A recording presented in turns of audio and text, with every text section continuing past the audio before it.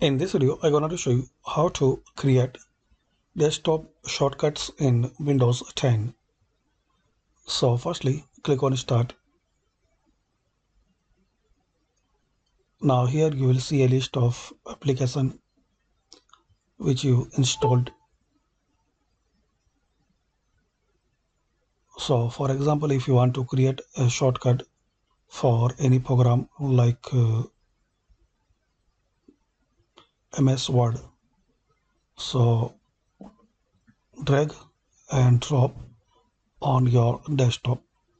So you will see cursor and link written. So drop on your desktop. That's it. So very simple. Click on Start, then drag and drop any file, folder or application to create a desktop shortcut. That's it. Thanks for watching this video.